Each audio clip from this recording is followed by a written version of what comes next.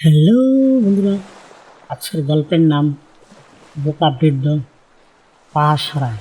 প্রাচীনকালে উত্তর চীনে ইয়ংগং নামে 90 বছরের এক বৃদ্ধ বসবাস করত।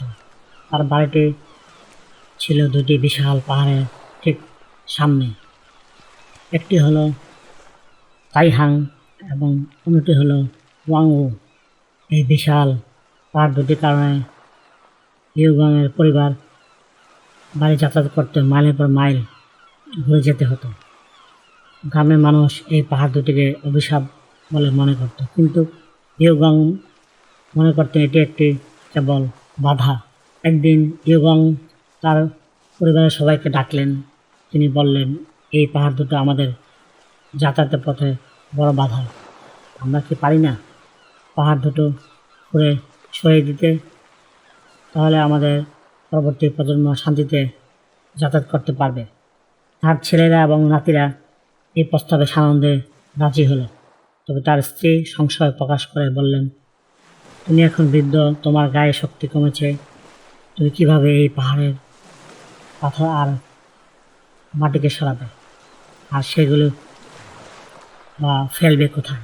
ইয়গং শান্ত স্বরে বললেন, আমরা মাটি নিয়ে গিয়ে সমুদ্রে ফেলব।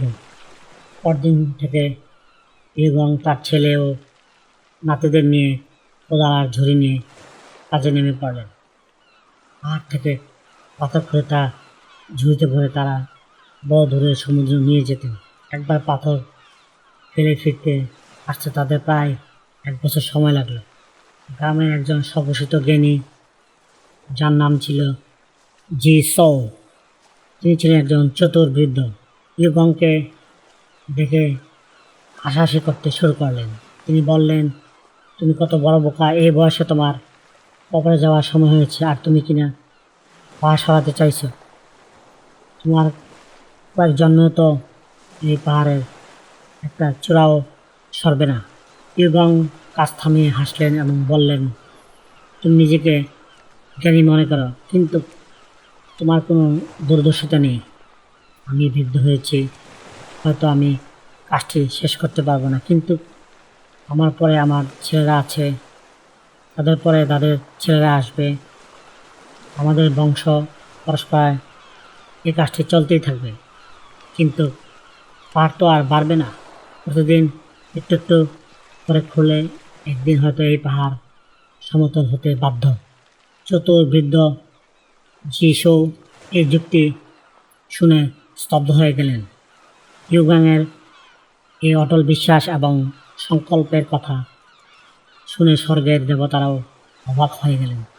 ইয়গংয়ের এই নিরলস পরিশ্রম এবং মহান উদ্দেশ্য দেখে স্বর্গের প্রধান দেবতা মুগ্ধ হলেন। তিনি দুই শক্তিশালী দেবতাকে আদেশ দিলেন পাহাড় দুটিকে পিঠে করে নিয়ে সরিয়ে নিয়ে যেতে। এক রাতে অলৌকিকভাবে পাহাড় দুটি সরে গেল এবং ইয়গংয়ের বাড়ির সামনের পথ পরিষ্কার হয়ে গেল।